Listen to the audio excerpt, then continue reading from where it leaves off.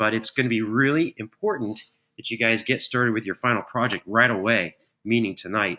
Now, quick notification about your quiz that's due on Friday. Please do not start your quiz. If you've already started your quiz, just abandon whatever work you've done. I'm actually in the process of rewriting your quiz. It's actually an open book multiple choice quiz taken on FSO. Many of you are familiar with it because you've taken it in many of your other courses, but go ahead and abandon taking that for right now. Of course, I'm going to want you to take it eventually, but this evening I'm actually going to rewrite some of the questions, and actually I'm rewriting them in your benefit. Some of the responses I've got in the past where some of the answers are a little bit ambiguous and not easy to really locate and find. So I'm going to refine this for you guys and make it a little bit easier on your end. So I'm sure you'll be glad to hear that. So basically, what we're going to be working in all month long is Pro Tools. So the first assignment of the week will be getting your software updates installed. Now, in this course, we're still currently running with Pro Tools 10. So if you're using Pro Tools 11, that's okay, but you'll need to actually go back and install 10.3.7 is the last version. And the reason for this is a lot of the plugin manufacturers are still not ready and up to date with their current new AAX plugin format. And the old format is RTAS. And we'll talk a little bit more about that later in the month, but it basically just means there's a big incompatibility with the current version of plugins in Pro Tools 11 versus the older plugin format in Pro Tools 10. The cool thing about this is you can actually have Pro Tools 10 and Pro Tools 11 on your same machine. So it's not going to clutter up anything, and it shouldn't give you guys any problems. We've been running smoothly for a couple months now with running both versions. However, you want to make sure you do all your work in Pro Tools 10.3.7. And in fact, what I'm going to do here is, if you guys give me a moment, I'm going to go and locate a quick doc, and this will actually give you the direct link. I'll go ahead and I'll post that link for you guys. Just give me 1 second, and we'll find this doc real quick, and that way you guys all have the latest and greatest with regards to the updates. So let's go and find this real quick.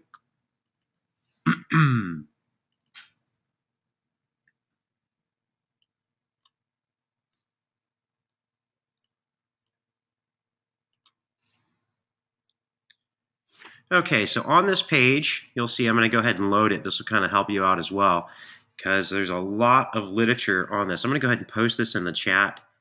So I'll go ahead and there you go.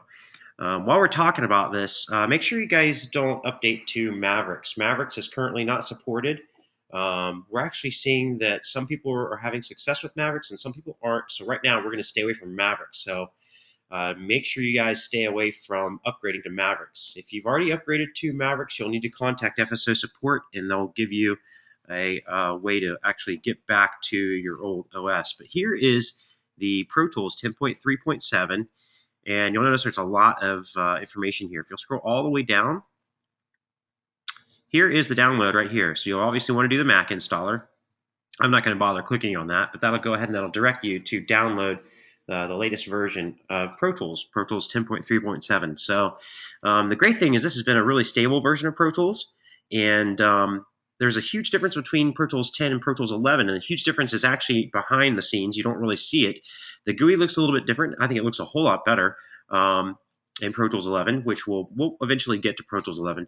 But they're actually two totally different applications. They've spent a good 4.5, almost 5 years of rewriting the code. And Pro Tools 10, the code had actually just been added on to from multiple versions to the point where the application just got really bloated and it can be kind of cumbersome at sometimes. This is a really stable version of this version of Pro Tools, which is great. So go ahead and download that. Make sure you get that updated. We actually want you also to install an application called KeyCaster. I'm going to go ahead and launch that right now so you guys can actually get an idea of what KeyCaster is and what that looks like. I've got that located here in my applications folder. And what KeyCaster does is it'll help when we're in our live stream sessions like you see that we're in this evening, and it'll also help when you're sending me your videos. What KeyCaster basically does is it's a freeware application that will display, if I go ahead and hit some keys here, you'll see that it displays my keystrokes. That way you guys can actually see what it is I'm doing if I'm using any of the quick keys. Pardon me. So yeah, you want to go ahead and make sure you got the latest version of Pro Tools 10.3.7. Download and install KeyCaster, and that's all there for you. All the links that you'll need is located in your software installations and updates. So that'll be the first thing that I really want you guys to do this week is just basically get up to running, make sure that Pro Tools is running smoothly. If you have any weird problems with Pro Tools, or if you've got some weird behaviors that you're not used to, go ahead and feel free to hit me up. Probably what I'll usually do is, you guys see how small this chat window is that we're all having to use here in our GoTo training? There might be times to where multiple questions are being asked, so I may miss a question. And if I do, let me apologize in advance. I'm not meaning to. It's just we're all dealing with a very small chat window. And if there's multiple questions that come through, I'm going to end up missing them throughout the lecture. So typically what I'd like to do is keep all questions. You're more than welcome to ask questions as we go along, but you'll notice if there's multiple questions, I'm going to inadvertently end up missing some of these questions. So there'll be times throughout our session that I'll stop and I'll see if anybody's got any questions. And at the end of our session, we're looking at we're going to probably be here tonight for the better period of 2 hours. So we'll end up wrapping things up right at about 9 o'clock tonight, but typically we'll reserve the last 15, 20 minutes to get any of your questions. And upon that, I'll also end up launching my iChat as well. And that way, if you have any personal questions that you don't really want to broadcast to the class, that's fine too. You're more than welcome to hit me up in an iChat. And that way, if you have any other issues that we need to discuss, we can do that on a one-to-one basis. So just to let you guys know, tonight will be really good. We're just going to kind of get you guys up and running to see what it is we really want you to do with your final project. So Juan has good questions. If we already updated to Pro Tools 11, do we stay as such?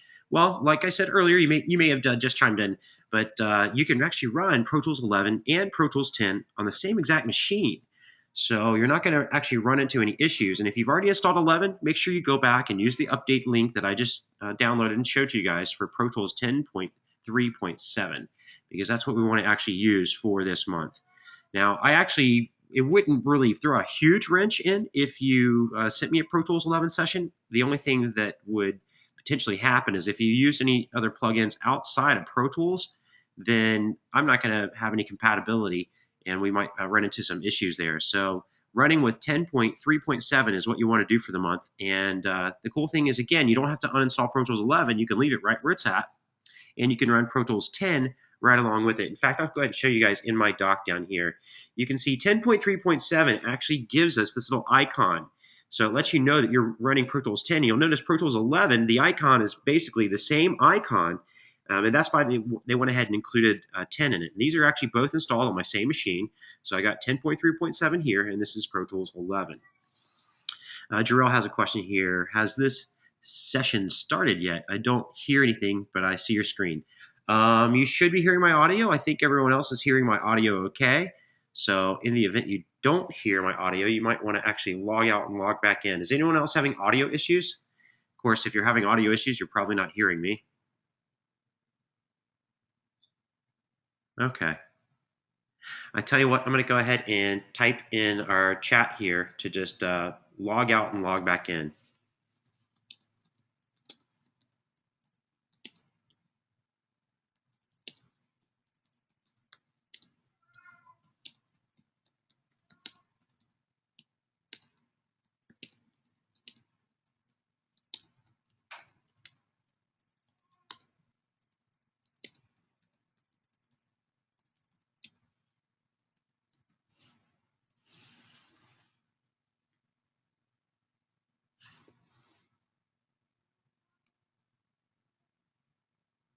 Okay, so yeah, it looks like everybody's okay with audio. We don't have any audio issues. Okay, great, awesome, excellent. Nice to hear it. Okay, glad to hear everybody's on board and everybody can hear me just fine. Okay, so a couple things I want to go ahead and talk to you guys about. I tell you what, a quick introduction about myself, so you guys get to kind of get familiarized with where I come from and how I got to be where I am today. So I was really fortunate. I actually got to grow up witnessing my father play with a bunch of legendary acts. My father played with Nat King Cole. My father played bass. He played bass with Nat King Cole, Wayne Newton, Kenny Rogers, Willie Nelson, and a host of other names. He was also a session musician as well as a traveling musician. So at a very young age, I got to go watch my father perform late at night in little cocktail lounges and things like that. And I thought it was just the coolest thing in the world because there weren't many other children there my age, and I got to be up past my bedtime and living in an adult world, drinking Shirley Temples. And Shirley Temples, by the way, is a non-alcoholic drink. It's basically Sprite and grenadine with a little cherry thrown in there. So it was really, really cool to get to witness this happen at a young age, and it really kind of shaped who I would become later in life without me even knowing it at the time. I really had music in my blood. I took up the clarinet at age, let's see, I was in the sixth grade. Couldn't tell you exactly what age. I'm going to say probably 12, 13, something around there. I took up clarinet for a year and I enjoyed the clarinet. However, it just didn't fall into what I thought was really cool or hip at the time. So I abandoned the clarinet and I really kind of fell out of music until right after I graduated high school. I ended up DJing and getting some DJ gigs, and I was playing in alternative dance clubs. So we're talking like Front 242, Netzer Ebb, Depeche Mode, um, Devo, you get it, some kind of like uh, alternative dance style music. And I was hearing a lot of synthesis in these songs, and I didn't at the time really know how those sounds were created.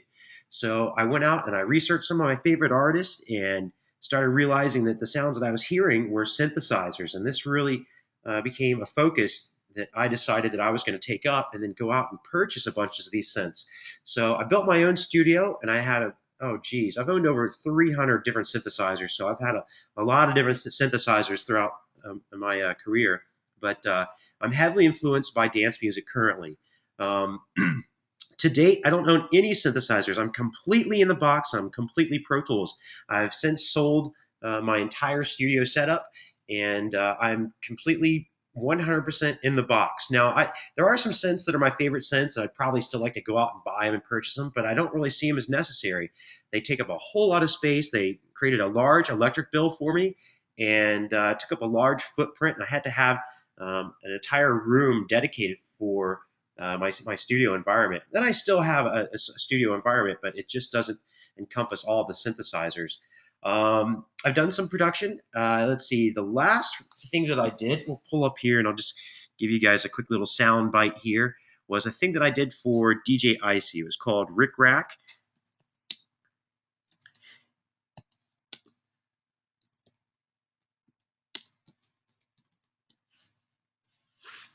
See if we can quickly find this. Yeah, so this was done a little over, oh gosh, it was probably about a year and a half ago. My first huge success that I thought it was a huge success. One of the very first projects I worked on actually made it to the Billboard Top 40 dance charts. And I thought that was pretty cool. So I'll give you guys this quick little snippet here. You're more than welcome to listen to it at your leisure. You don't have to really listen to it right now. And I'm not going to bore you with making you listen to it at the moment. And I'm not trying to get you guys to buy this either. You're more than welcome to just sample a small portion of it there on Beatport. But primarily, I have stuck with dance music. I've done rock and roll projects, I've done hip hop projects, I've done punk projects, I've done a lot of different projects, but primarily I'm EDM, electronic dance music artist. So I usually do remixes, and that's pretty much what we're going to focus on this month. The first thing that I mentioned to you guys earlier that made that top 40 Billboard dance chart was a group called Boys and Girls United. And it's kind of like the name implies, two guys, two girls smashed together, Boys and Girls United. They were a pop act. And the song I worked on was called Messed Around. It was the first single to be put out, and the remix appeared on the single, and they liked it enough that they actually put it on the album. But the last thing I just did was the piece there that I sent for you guys from DJ Icy. So primarily, I stay in the dance genre, but again, I'm not opposed to working with any other artist. Jarrell saying, I'm not having sound issues with my sound, but I surely don't hear anything. And I logged out and back in. So nobody else is experiencing these audio issues. Let me just address Jarrell real quick because I don't want him to think we're ignoring him if he can't hear us.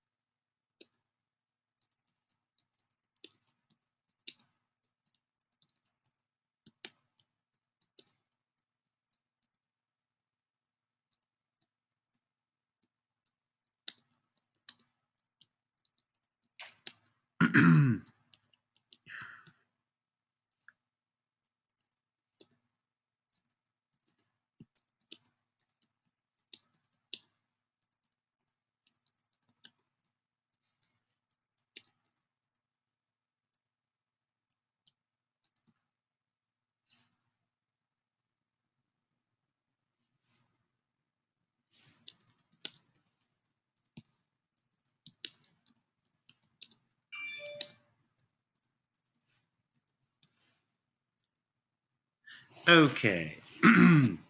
Sorry about that, guys, and I appreciate you guys being patient. I want to make sure Jarrell can make it to our class. Uh, Guys, there also will be an archive. So in the event that you can't make any of our classes, that's okay. We've got these archives here for you. I tell you what, I'm also going to let Jarrell know that as well.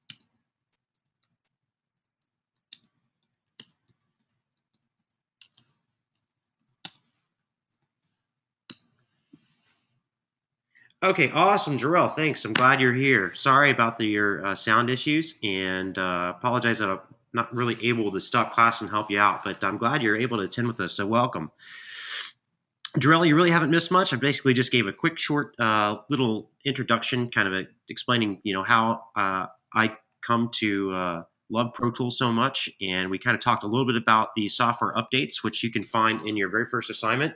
The only other thing you may have missed was I've asked everyone to do not take, or at least not yet, don't try to take it tonight, which I don't think many people will try to take their test tonight. But the multiple choice test, please do not start that this week and until at least tomorrow afternoon. I'm going to go ahead and rewrite some of the questions. Some of the students have mentioned that they thought some of the answers were slightly ambiguous and that seemed like they were trick questions. So I want to make it a little bit more streamlined for you guys and make it a little bit easier for you to find these answers. So please refrain from actually taking the multiple choice question until at least tomorrow evening. Again, I should have it reworked by tonight, but then again, I'm sure most of you aren't going to jump in and try to take your test tonight. Okay, great. So, does anybody have any questions about anything in my background or anything that you already have questions about before we kind of start getting started with tonight's lessons? So this is kind of a free-for-all, open question. If you guys have questions, this is a good time to ask your questions.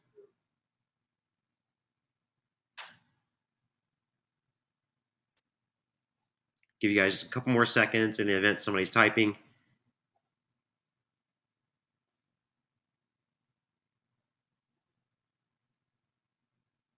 Hey, Michelle, opening the test and looking at the questions, I don't think should be an issue as long as you haven't started to answer any of them.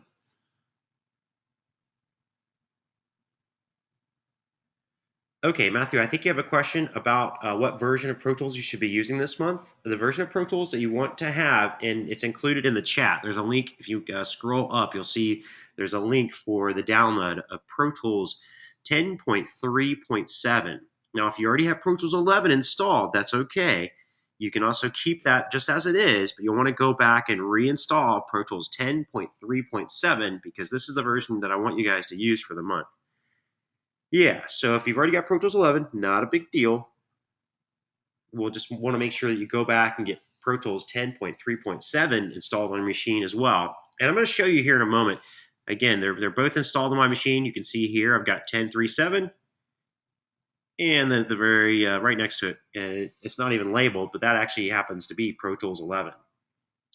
Now, the GUI looks slightly different in Pro Tools 11. I think it looks a little bit better. But really, the functionality, everything kind of works the way Pro Tools always has. There are some new features, but nothing that's really going to be to our benefit that we'll end up taking advantage of this month. So if you've already got Pro Tools 11, that's no big deal. It's not really going to hinder anything you're going to do until probably Sunday night when you go to take your video screen capture. And the instructions are there for that assignment. But So the only thing you really have to worry about for right now is just making sure that you're getting your software upgraded and installed properly. And for tonight, it's really going to be kind of a run through of some things you guys probably already know, but I want to make sure we get ourselves off on a good start. And again, tonight we're basically going to be focusing on our final project. I want to get some important information out of the way first concerning the course, and then we're going to jump into working on your final project. So you'll see that we're not waiting till the last week to start this. We're going to have you guys starting this week. We want you to get the assets for your final project tonight, and then go ahead and get started on the really basic couple steps that we're going to do. So any other questions before we kind of roll in and get started with tonight's work? I'll give you guys a couple seconds here to type any of your questions.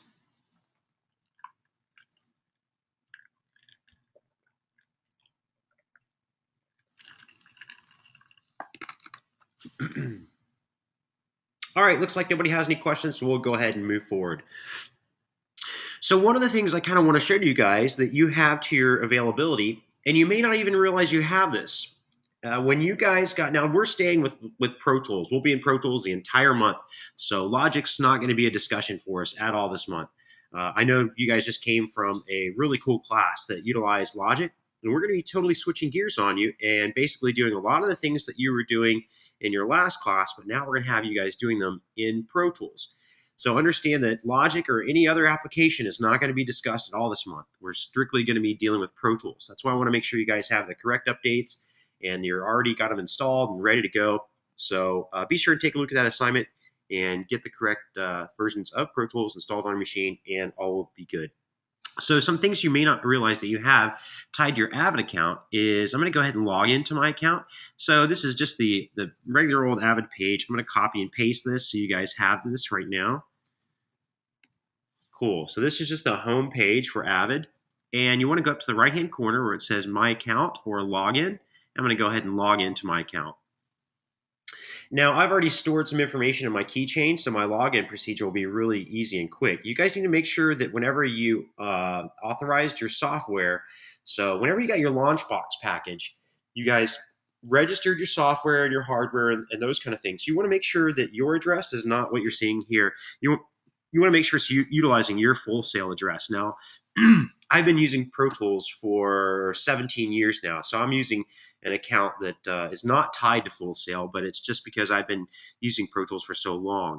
So, by the way, all of the instructors you'll be dealing with are certified. I've been certified since version 6 of Pro Tools, so I've got tons of knowledge concerning Pro Tools.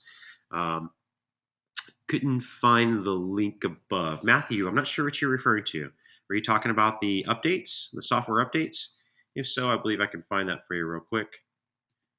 Just real quick, which one of the updates? Yeah, I think if you scroll all the way up, I can go and find it for you. I believe I got it right here. Give me a second. It was kind of at the beginning of the class, so if you didn't get the link, not a big deal. I'll go ahead and I'll repost that link. But by the way, this link is also included in the assignment, so in the event that somehow you don't save it in this session, that's okay. Just take a look at the assignment itself. The link is there for you. All right, cool. So back to your actual login. So just make sure that your information that you're seeing here, whenever you log in, make sure it's actually utilizing your Full Sail email address. Mine's going to be slightly different, and I just kind of want to explain that for you. Now, after you've logged in, I'm going to show you guys some assets. You have a loop library that you may not even realize you have, and it'll be really cool for utilizing in your final project. In fact, I want you to use this. So I want to give you 8.5 gigs worth of loop libraries that you'll use throughout this month. So once you've logged in your account, you can see I'm currently logged in. If you look at the very top right-hand corner, I'm going to go to View My Product Details. And under View My Product Details, I want to look at the current version that I have for Pro Tools. So it sees here that I have Pro Tools 10. And I'm going to go ahead and look at my download section for Pro Tools 10.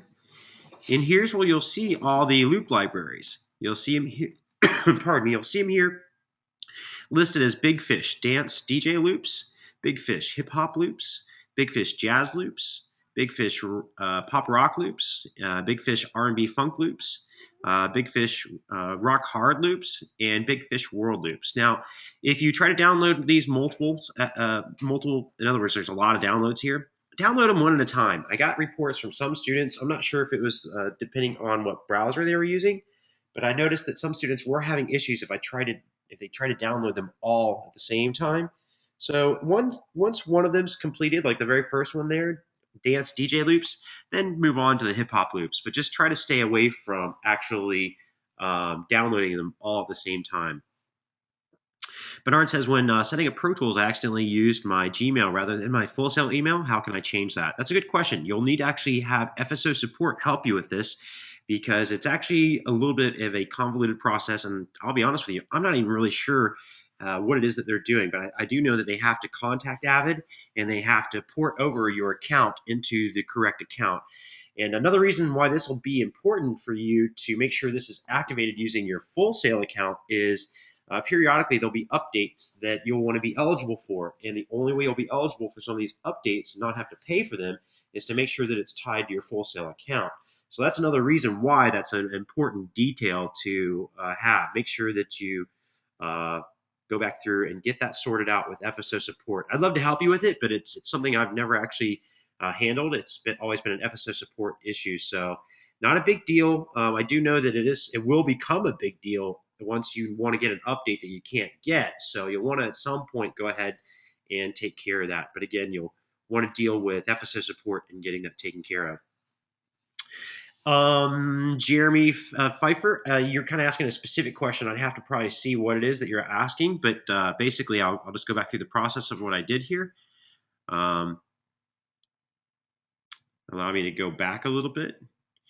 So once you've logged into your account, here I'm just logging in. You can see I'm already logged in. So if I say log in, cool, I'm now logged into my account. Give it a second to refresh the screen. I'm going to go to view my product details. And then after that, I want to go look at, say I've got Pro Tools 10 here. I'm going to look at the download section. And underneath the downloads, you'll see this loop library. And all combined, this is over 8.5 gigs worth of really cool loop elements that you'll want to use for your final project. So I want you guys to realize that you have these. You probably don't even realize that you've got this nice little cool loop library that you could be using with any of your projects. So not just what we're dealing with here for our assignments with Full Sail, but you can use this with whatever you want.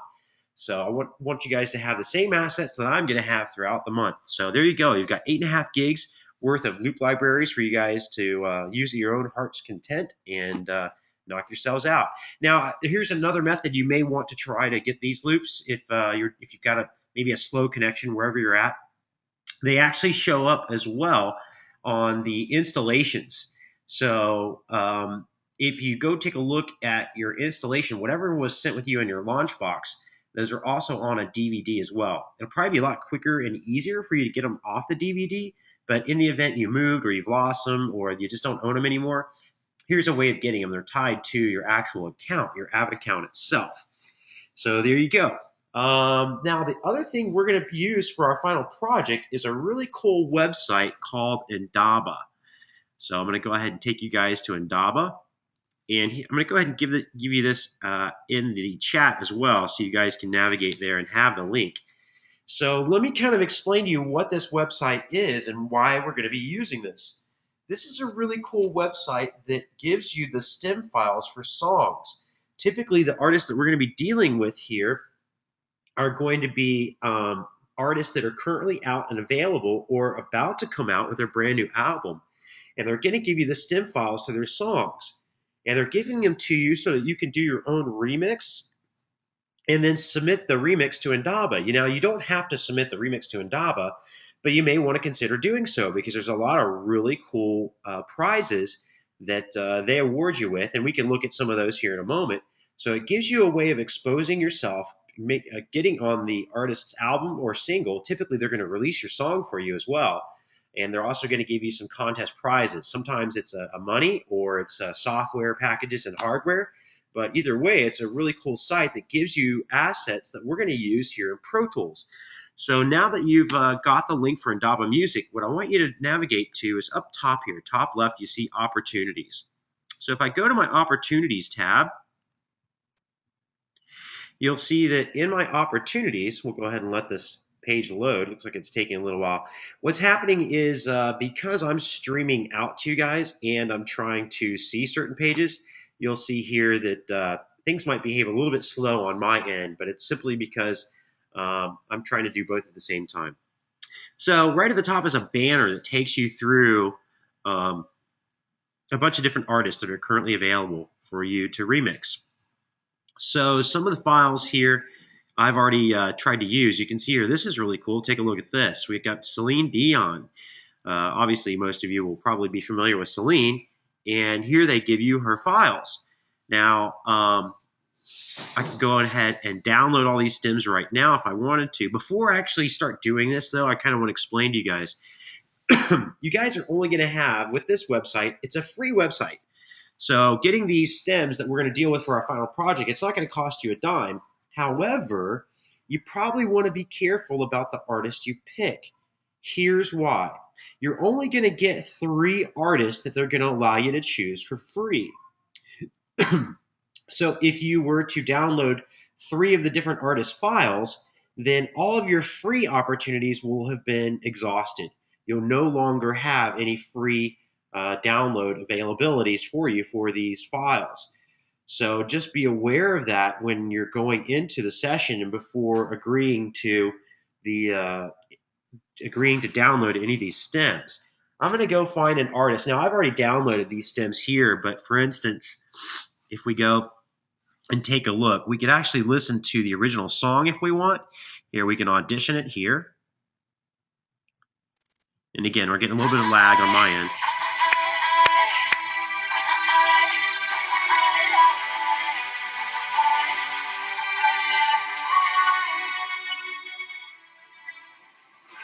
Great. So you can audition the song and you'll get to hear the song in its entirety. Or you can go back through and you can listen to the individual stems that you can see off to the side here. Like, let's see, here's the lead vocals. So we'll take a quick listen to this. And I'm gonna jump through and we get really kind of into the meat of some of her vocals. That way we're not just listening to the intro.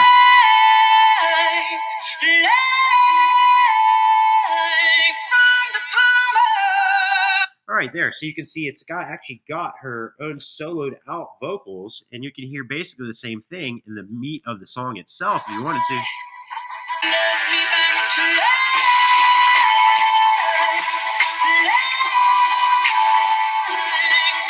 Cool. So the stems basically give you the individual parts that you would find in a session.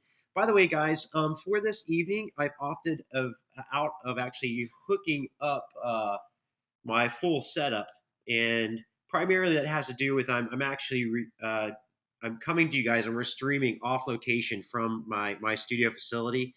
So for tonight, the audio quality will not be quite all that great because we're basically piping it out of my laptop. But for tonight's purposes, it actually won't be that big of an issue. And by the way, I'm sure you guys are already familiar. The GoTo training is actually a really cool platform, and it's really great that we have this to us. The audio quality in it by far is really not all that great, and it's just something that doesn't have anything to do with Full Sail. It just really has to do with the way their services are set up. So in the future, you will see that we will actually be hearing these with a little bit more fidelity. I'll be running through my studio monitors, so we'll hear it out loud. It still won't sound the best, but for tonight's purposes, just understand that we'll be able to get along just fine, just the way we are. But in our future sessions, the audio quality will be slightly better. I won't promise the world because, again, we do have some limitations with the website itself. But okay, so now I've already downloaded these files, and in fact, I'm not sure if it'll even let me download these. I'm not actually going to go back and download them because I actually want to move on to a newer artist because I see there's been a newer artist listed here. So we have RJD2's Her Majesty's Socialist request. So this is a pretty cool artist. I'm pretty familiar with RJD2. He's pretty big in the hip hop world. And he's kind of a little bit more of the underground hip hop, but I typically like stuff that's not quite as mainstream. I kind of switch it up. I love pop music, and then every once in a while I'll really like some more underground stuff, some stuff that's not quite mainstream. So Matthew had a good question. He said, is this like sampling? Well, I'm going to actually show you here in a moment. I tell you what, Does anybody in the classroom feel comfortable that have a good grasp on trying to explain what is a remix? So, because that's what we're going to be doing. And so before we actually start doing this, we probably should define exactly what does that mean. And so any ideas? Anybody have a couple words that you can put out there to really kind of explain what is a remix?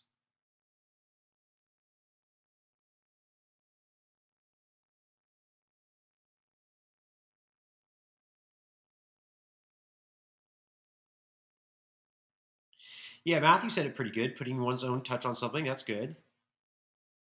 Yeah, Trevor, really, it's more of a different version of a song, or a Joseph had a good one, a reworked music. Jarrell says it's a song that's been changed from the original form. I tell you what, yeah, all those are really great answers. And typically, a remix is a way of remarketing the same artist. For instance, the Celine Dion song that we just listened to, it's a really great song. While Celine Dion is really, big in the pop market, she's probably not big in the hip hop market. But if we were to remix that song, we could remix it using some hip hop beats and bass lines and really rework the song to make it more of a hip hop genre. And that gives it cross marketability. That way, we could actually hear it on the radio. And then, if we were to go out to a nightclub, potentially hear a reworked or remixed version of that song out in the clubs. Maybe if we wanted to hear more of an upbeat dance slash techno version of that, well, it's going to sound very different than the original radio version. And so this gives the artist a way to basically remarket themselves to a market that is typically maybe not even their expertise, but then gives them relevance in another genre of music. So this is what we're going to be focusing on this month is a remix itself. Let's take a look at this RJD2 and take a look at his files. Now, first of all, I'm not familiar with this song, so I probably want to actually audition the song. Notice I'm already logged into my account. You guys will need to create your account. I kind of skipped this process, but it's a free account. Just make sure you remember what email address you use and the password, that kind of stuff. It's all the standard stuff for creating a free account on basically any website. So I won't really bore you guys with walking you through how to do that. But just understand that it is a free account. You can also tie it to your Facebook account if you want to. Mine's not. Mine's actually tied to my Gmail account, but just letting you know you can do that as well. Let's take a look at RJD2's song here, and I'm just going to listen to it real quick since we're not listening to it in full blown stereo and with the full blown effects. I'm probably just going to spot check it real quick to get an idea of what the song is all about.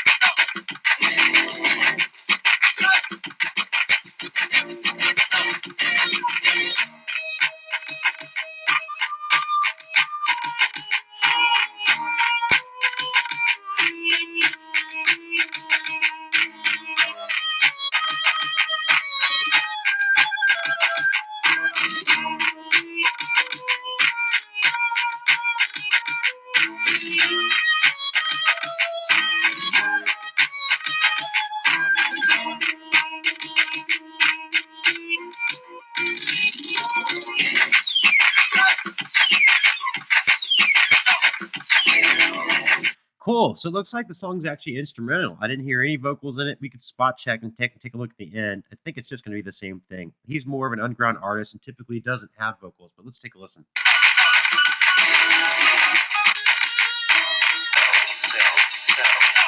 Sell. Okay, there's some vocal samples at the end, but you'll see basically this is an instrumental track. Now, it looks like Indaba may have changed something. Usually you have to enter the actual contest. Let me see if it'll let me download the stems without actually entering the contest. Not sure if it will or not. I've never tried this before. Oh, very, very cool. So it doesn't look like you actually have to enter the opportunity. So this is basically allowing me to download all the stems. Notice here, I could have gone back and downloaded individual stems. That's not really going to be very beneficial for you. Make sure you go ahead and you download all of the stems. That way you have everything dealing with this project. So right now it looks like it's going to be 1, 2, 3, 4, 5 different tracks. And then we're basically going to go back and replace all these tracks with our own information. We may keep some of the miscellaneous stuff because it sounds like I heard some Eastern influence horns. We may want to keep those, and I don't see any of these labels as horns. So we're going to go ahead and download all stems. Now notice we're met here and we're greeted with some real technical jargon. It's basically just saying that they're going to sue the pants off of you if you try to use this or sell this in any way, shape, or form. Even though they're giving you the stems for this project, you don't own this material. This is copywritten material. They're only allowing you to use this for the contest itself. Okay, so just understand that you're not going to get to go out and resell these works. This is copywritten material. You're more than welcome to, of course, use it in your final project like we're doing, which there's no legal issues there. You're not benefiting monetarily. And you're more than welcome to also submit it to the contest to try to win the prizes as well. But just understand that this is copyright material. So we'll go ahead and we'll accept and continue. And this should actually start the download process. Now, I have a feeling, only because I've done this several times, it's probably going to take a little while for these files to download. Let's take a look. I'm going to open up my download manager. Yeah, it looks like it's going to take a little while. And part of the reason, again, is because I'm streaming to you guys as well as trying to download at the same time. So the internet, I have a very fast internet connection where I'm at, but either way, it's going to take a little while to get all of these stems. So this is going to be a really fun project, and we're going to actually have to go back and rename some things dealing with this file. So I want to show you some other information about this. And while we're there, we might as well take a look and see some of the details outlining what you would actually get if you won the competition. So again, you don't have to enter the competition if you don't want to actually be in the competition. You don't have to be in the competition. We're simply going to use the files for the class for your final project. So there's a little bit of summary about RGD2. Gives you a little bit more information about what you want to do with the files if you're going to submit it for the contest. There are the rules, and I think the rules will actually give you some information about what you would win as well. You got entry requirements.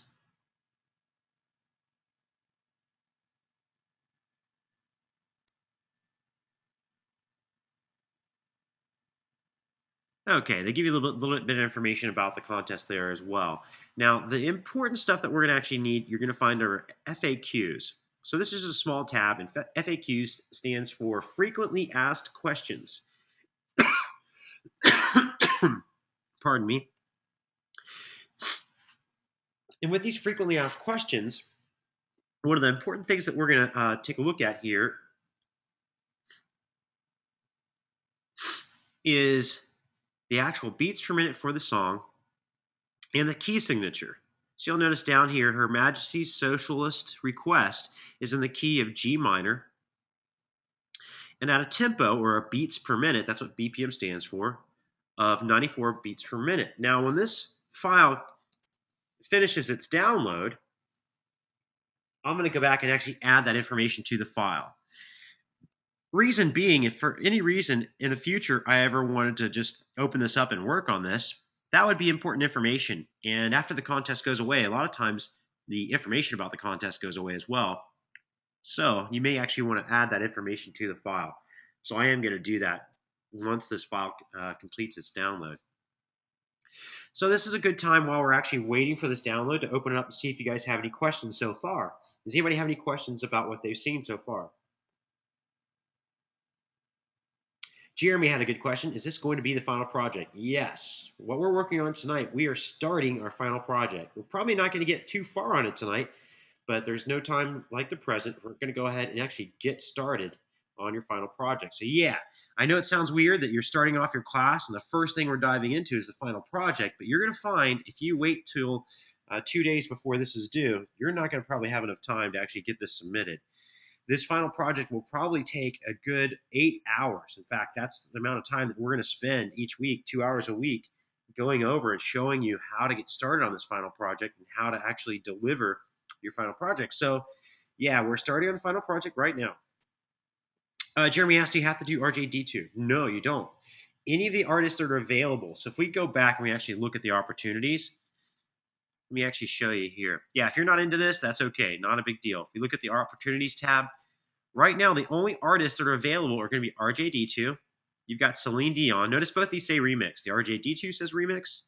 The Celine Dion also says remix. Let me go back. Whenever you highlight over, it says remix. Now, this one you actually cannot do because this actually doesn't allow you to remix. So it doesn't actually give you any files. Here it says submit your original. So again, you can't actually remix this. And here you're looking for some other work as well that's not going to be remix work. So right now, your two artists to choose from are Celine Dion and RJD2. You're more than welcome to remix whichever artist you want. I don't have a problem with that at all. Now, I will warn you that you may have some timing issues. I did notice with the Celine Dion remix, it didn't look like the track was actually too quick. And if that's the case, I have another opportunity here for you. I believe it's called Beatport Play.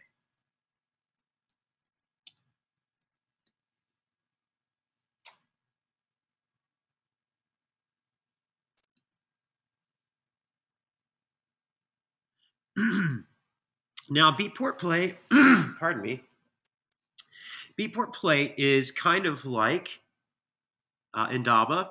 It's just basically a different company. It's kind of doing the same thing. Beatport, you may have noticed that when we got started tonight, I do have a song up on Beatport, but it's basically a way for you to sell your works. And as long as you've got an open, an actual real thriving record label, you can actually submit to Beatport. So yeah, it's pretty much independent dance music tunes. So Justin's nailed that one right on the head. But notice here you can actually go and get any of the artists they have here, and you can choose to remix their work as well. Like here's Groove Armada. Let's actually see if there's any vocals on this track. We might actually use this for our example. Let's take a listen. This actually might be cooler than the RJD2. So before I download the files, let's go ahead and listen to the song, see what the song sounds like.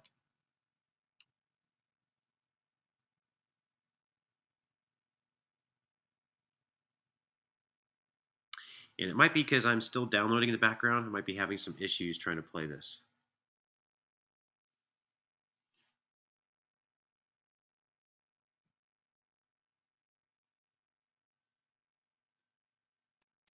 Not being able to play it on my end. Again, not sure if that has to do with the fact that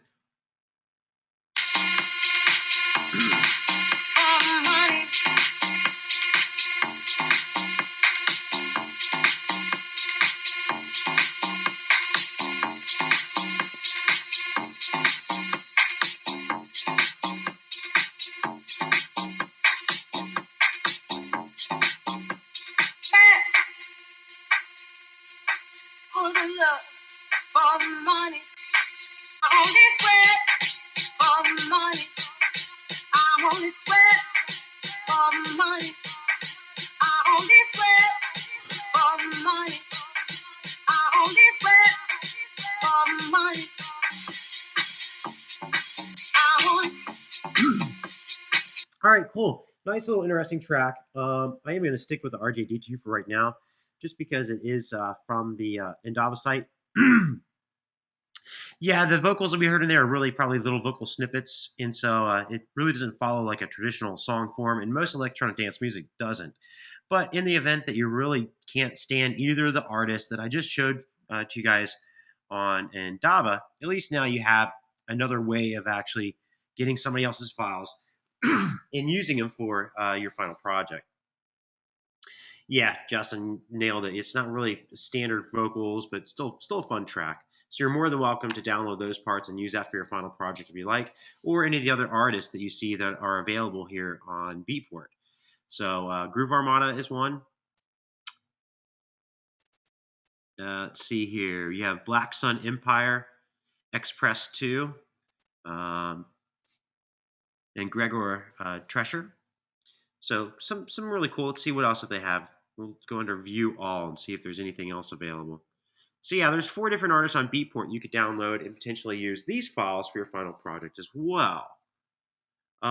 Jeremy, no, there really isn't any country music that we have for files. So yeah, I'm actually from Houston, Texas, so I don't have. Some people really take issue with country music. I don't, and maybe it's because I come from Texas, but I happen to really like country music, especially current country music. Some of the best, well recorded artists I've heard come out of Nashville. Something about that city, they just really got it dialed in when it comes to recording. All right, so nevertheless, let's take a look at our downloads, and it looks like yeah, it looks like I've got it there. In fact, it looks like I have it twice. Let's go look at my downloads folder and see if we got those files.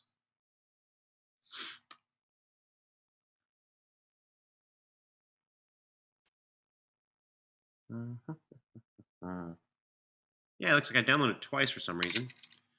All right, let's get these files out and let's go back. Now, remember I said I was going to rename this folder. If we open up this folder, you'll see we have all the individual stems.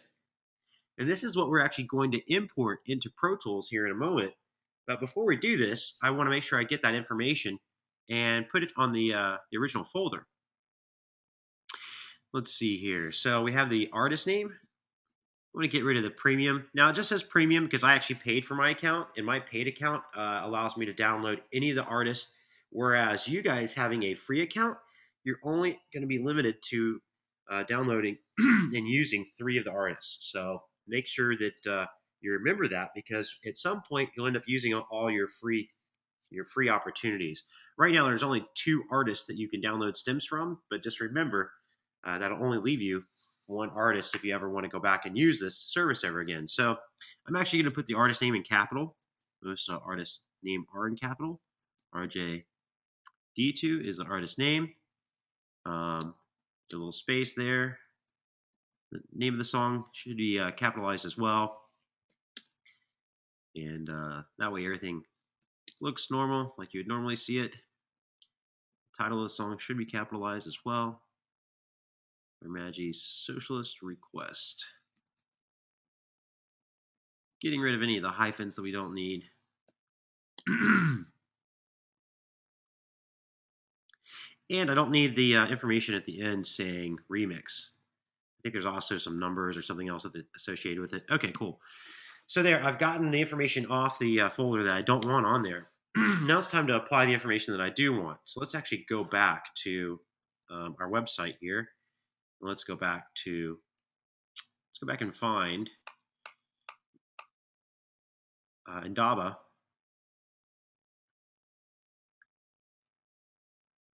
We'll go back to the opportunities page, and we go back to RJD2. I believe I remember it being 96, but I could be wrong. Looks like Jeremy's saying 98 beats per minute. Let's go back and take a quick look. I think you're right, Jeremy. So FAQs, frequently asked questions. 94. Yeah, there we go. 94 beats per minute. So we're going to add that to the file name. So we'll hide this for right now. And I'm just going to tag that in the file itself. BPM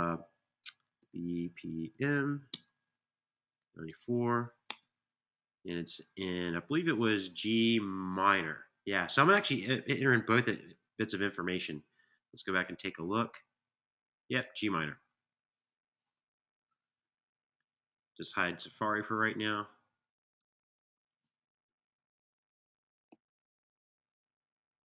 And G minor. All right, cool.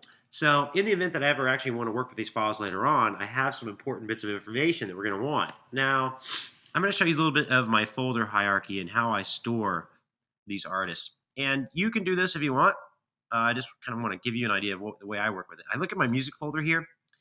Anytime I have original artist files, I'm going to go ahead and put them in the artist remix files. You can see here I've got several others from other projects that I've worked on. or just other things that we're working on to utilize to show students how to work with their final project as well. So I'm going to go ahead and put that artist here. We'll go back to just my standard music folder. So I've got the artist remix files. Here's where I store all my Pro Tools sessions. So anytime I create a session, I send it back to this location. You can see I've got a lot of sessions going on here. Then if we take a look, I also have a separate folder where I have sounds and samples. So any of the samples that I showed you guys, that loop library, I put this under Avid Materials. So if we look at this, you're going to see here are very similar folders that you saw earlier when dealing with your Avid account. So there are all the same files that I directed you to on your Avid account. So again, all of these add up together. If we go back and take a look at this folder file size, and again, I created my own folder, this Avid Materials folder, and just shoved them all in there. Yeah, there you go, 8.56 gigabytes. So it's all free. If you already have it at your disposal, you might as well use it. And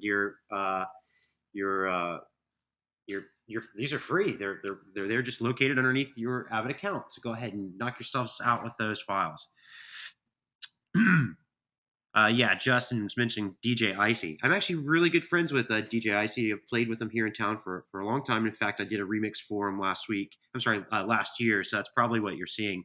And you might have noticed that I mentioned that at the beginning of our session this evening as well. So it's about time we kind of get into some Pro Tools stuff. I've showed you a couple things now. We've shown you your Avid account and how to get your files from your Avid account, those loops, and put those in your own separate folder. I typically create my own sounds and samples folder, and then I have all the different files that I've purchased from different vendors.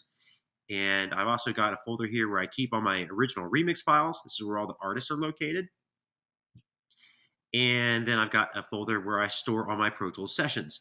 Yeah, I mean, it's really important to keep yourself organized. It's really hard if a client shows up to get the session from you and to pay you for it. If you can't find the session, it's going to be hard to get paid. So the organizational factor here that I'm showing you guys is pretty important. Um, now my desktop, believe it or not, this to me is considered a dirty desktop. And I should go back and really tidy this up, because to me this is dirty. I typically should only have maybe 1 or 2 items on my desktop.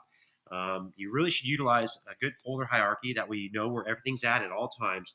Besides, if you've got a gazillion things on your desktop, professional people know immediately that that doesn't look right and that doesn't look professional. So I can tell you there have been studios I've walked into to start up their system, and as soon as I start up their system, if I see folders just all over the desktop, I pretty much know I don't want to work at that studio, because number one, their drive is going to be cluttered, because I know their file hierarchy is already cluttered. So just keep that in mind, some points of interest. Okay, let's get into Pro Tools and let's deal with that artist that we just downloaded, RJD2.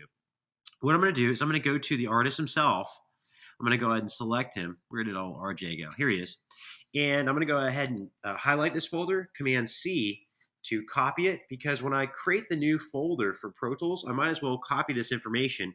And what I'll probably do is when I copy it over, I'll just end up deleting this information at the end. I don't really need that in the Pro Tools session because I have it on the original artist file. So let's go ahead and let's launch Pro Tools and let's get these files over into Pro Tools. Go ahead and launch Pro Tools. Now you're going to see my splash screen. It'll also show you in my splash screen this little nag window, the launch window of Pro Tools. It'll also show you the current version of Pro Tools that we all should be using, version 10.3.7. So if you're using something different, no need to stop what you're doing right now to go back and actually change that. But at some point, you want to go through our software installation and updates, which is one of your very first assignments, and just make sure that you're utilizing the correct version of Pro Tools. So we'll get Pro Tools launched here, and the first thing we're going to do is actually import those files into our Pro Tools session. That way we can start working with these files. So we're going to show you some methods of import and talk about these methods of import as well.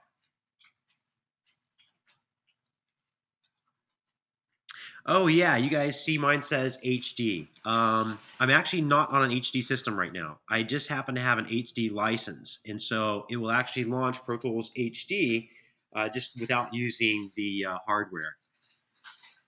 Yeah, we all wish we could use HD. So basically, for those of you at home that don't know what Pro Tools HD means, that means there's some accelerated hardware that you've purchased that goes inside of your computer. It basically, Pro Tools HD takes a computer and puts it inside of your computer. It's basically hardware that is designed to work with Pro Tools software.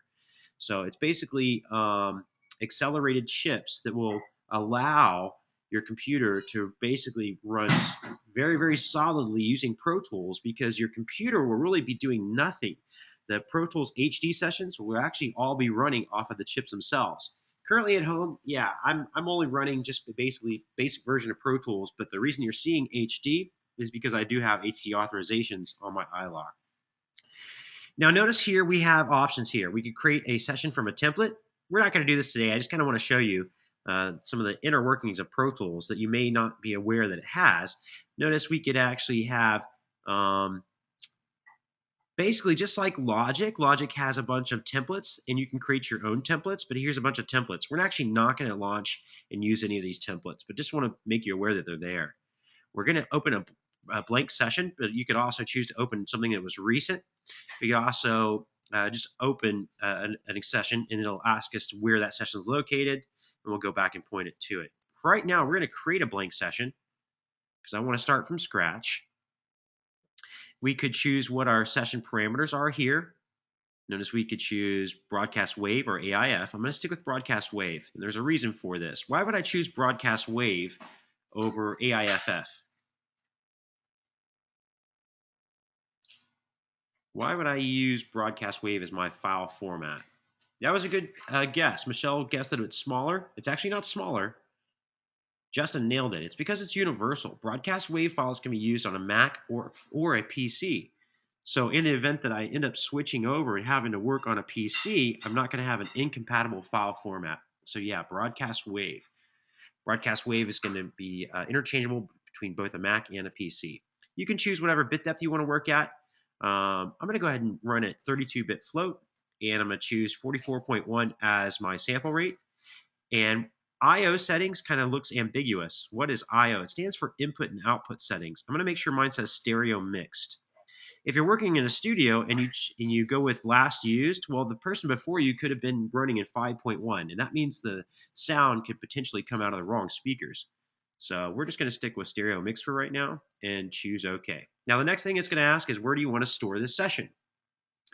I'm going to show you basically the same method that I just showed you guys. I'm going to look in my music folder. Now remember, I've already created a Pro Tools folder here. You may want to do the same thing. It's totally up to you. I just always know where my Pro Tools sessions are located. It's in my music folder. I've created this folder called Pro Tools. We'll store it inside of here. And it's also asking me to name it. That's why I copied the information from the name earlier. Command V to paste. And then I'll just delete the extraneous information that I don't need at the end of the session name. Cool. So it's being stored back into my Pro Tools folder. And then we'll go ahead and launch the session. All right, Pro Tools is open right now, but it looks pretty drab and blank and empty, and that's because it is drab, blank, and empty. There's nothing going on in the session right now. If we look at both our edit window, which is what we're currently looking at, or we look at our mix window, there's nothing in our project at all. So we're going to need to import the files. We're going to import the files that we just downloaded from Indaba. So we could use the quick key, Shift Command I, but I want to show you where these menus are located as well. You guys are going to find that I use a lot of the quick keys, and it's just because I'm really versed with Pro Tools, and I've been using Pro Tools for a long time. So while we're on this topic of using quick keys, we're going to jump away from importing for one moment, because I just realized I need to talk to you guys about using a full Mac keyboard as well. Let's go ahead and jump over here and show you what a full Mac keyboard uses.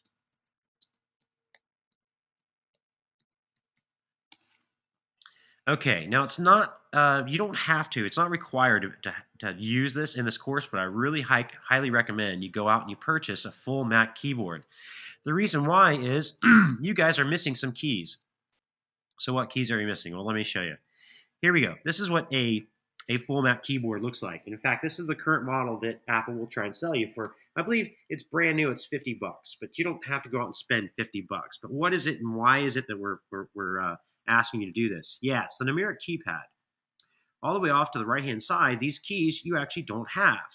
Your keyboard, if we were to slice it right here, you basically have everything right here on your Mac laptop, which is all well and good. But you are missing some keystrokes here. They're going to be really important, not just for Pro Tools. Logic utilizes these, as well as Sibelius and any other DAW you guys are going to find yourself in. In fact, um, Cubase, Nuendo, Ableton Live, Pro Tools, Logic, Sibelius, which you guys are going to be using in this course, they all utilize keystrokes and quick keys that'll really make the process faster for you when you get familiar with these DAWs and these environments. So it's going to be really important that you go out and purchase one of these. I don't want you to go out and spend a whole lot of money. And again, you don't have to have one for this class. I'm going to show you the keystrokes as well as the menus for where you can find these. But if you're going to be in this industry and you're going to stay and remain a professional pro, you're going to end up using these eventually. So you might as well go ahead and working them into your day-to-day routine. A full mat keyboard is going to be important. Now, if we go back and we take a look at some other images here, there are other keyboards that I want to steer you away from. This keyboard that we're looking at here, let me go back to another image. It looks similar, but it's missing the numeric keypads. Hang on one second. That one actually has it. Let me go back. This image here. This is actually a really cool little wireless keyboard. However, it's missing the numeric keypad, so it's not going to be any good for you in this course because it's not really giving you any benefits over what you don't already have on your laptop. Stay away from this keyboard. You also do not want to buy a PC keyboard because PC keyboards have several keys that are switched. So you're going to find yourself being really flustered when using a PC keyboard because you'll have to remember which keys are flipped around. There is an older model Mac keyboard. I can pull it up and show you an image of it here. And these you can find super cheap on things like eBay. I'm talking like 10 bucks, 15 bucks. And the only difference is they aren't that really pretty brushed aluminum look that kind of matches what your laptops are. And the keys are kind of a raised up key, so they're a little bit more clumsy to they're exactly the same. The key architecture and the layout is all the same. It's just actually the look and feel of the keys aren't quite as slick. The keys are a little bit taller. They're not as streamlined, but notice that it does have all the same keys. So again, you don't have to go out and purchase one of these if you're really strapped for cash. I don't want you thinking, great, now I got to go spend money on this class that I don't have. You don't have to use these. I'm just trying to admonish you for in the future, this is something that you want to think about. If you don't have the money now today, I get it. Don't try to kill yourself and blow your bank account to purchase one of these. However, it's not a bad idea to at least have this on the back burner for something you know you're going to need in the future, especially when you go out in your professional careers. So just something to keep in mind. Let's get back over into Pro Tools. We were dealing with importing audio.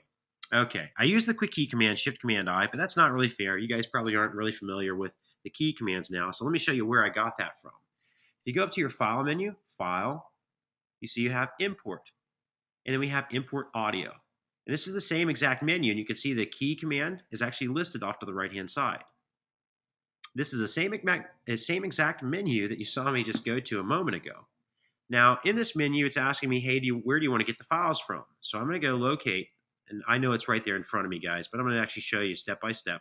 I'm going to my music folder, and then there's the artist remix files, and then we want to find the RJD2 files here. So inside of Pro Tools, we're going to scroll down. There's my RJD2. Cool.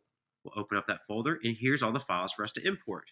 Now, if you select one file, this is a really cool window because just selecting one file gives you information about the file. It tells us it's a broadcast WAV file. It shows us the length of the file. The length is 3 minutes and 47 seconds. It shows us the size of the file. It's 38.3 megabytes. It shows us the bit depth. It's 16 megabytes, as well as, has 16-bit. The sample rate's 44.1, so it's 44,100. And it's stereo because the number of channels is 2.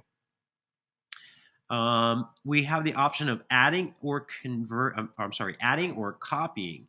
Before we get there, let me just show you this too. We're going to select all the files, and when you do that, the information about the individual files, it kind of goes away here. Now here's an opportunity for us to talk about the difference between add and copy. And I'm actually going to show you what it does. If I choose to add these files, what this does is it adds them, and it's going to add them to my session. However, the original file is going to stay in the original location. Where was the original location? In other words, where am I getting these files from? What folder did I go to import these files from? Does anybody remember?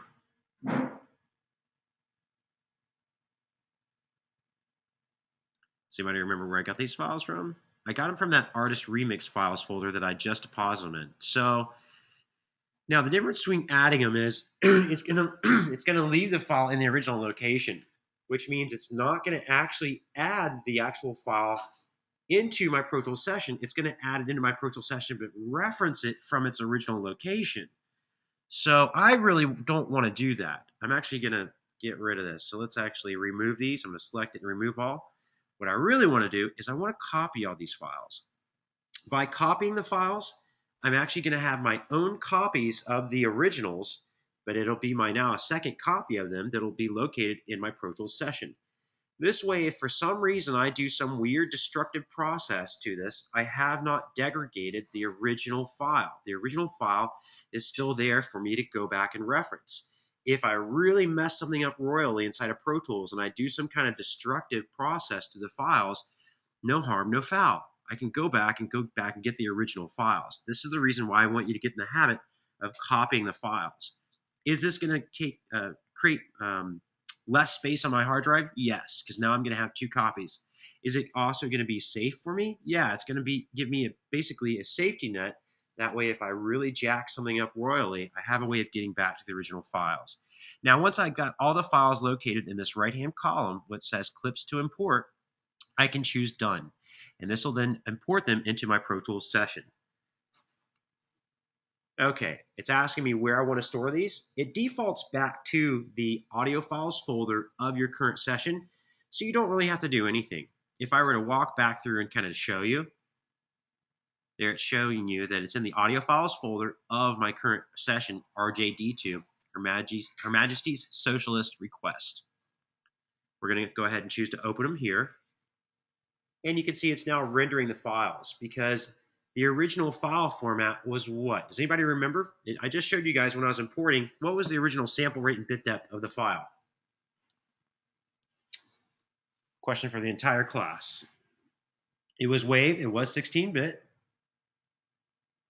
And what was the bit depth? Anybody remember? It was 16-bit 44.1. Excellent. Now, what was my session? What did I set up my session to be? By the way, I'll give you a hint. The session's sample rate was the same. I kept my sample rate at 44.1. So when it had to then convert these over, there was something that changed. Yeah, Juan nailed it. I set my session up at 32-bit. So then the file itself had to then be converted to match what my session's parameters were. So now by importing this into my session, it's no longer a 16-bit file. It's now going to be a 32-bit float. Nice point there, Juan. Yeah, 32-bit float. So I'm going to go ahead. We have some options here. When importing, I can choose to send it to the clips list, or we could create a new track. I'm going to create a new track for each of the files. So we go ahead and hit OK. And notice it doesn't look like the files are here. I have to hit return. It'll bring me back to the session. And there you can see the files getting themselves rendered out. And we can see the actual files in my session. Excellent. We've done one of the major steps that I want you guys to do for this week. I want you to go create the Indaba account, which is a free account, by the way. Create the Indaba account, choose the artist, download the artist, and then import it into your Pro Tools session. So we've got some of our work done for our final project already. Now, there's some other things that I want us to get done this week.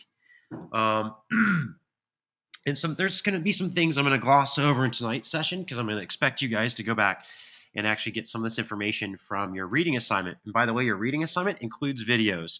I highly recommend you watch those videos. And there's a required viewing lecture that I want you guys to watch this week as well. It's a 2-hour lecture, which is a long lecture, I agree.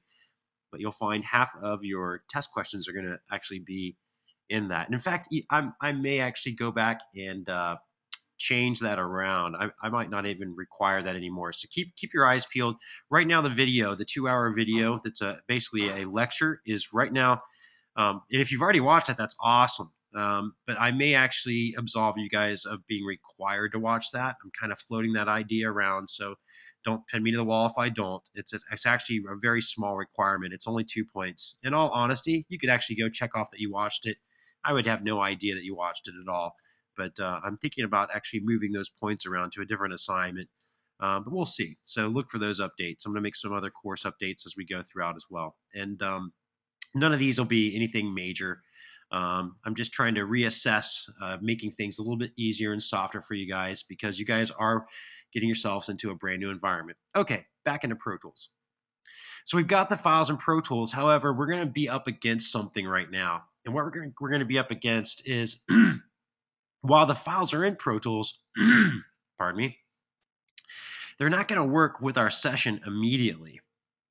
So here's what I'm going to do. I'm going to show you why they're not going to work with our session immediately.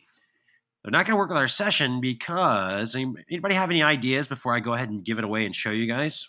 So the files themselves, if I start using them currently, they're not going to work with our session. And why? We got them into the session. In fact, I could play them back right now, and it wouldn't be very obvious on why they're not going to work with the session. If I play it back, I'll go ahead and show you guys. I'll play it.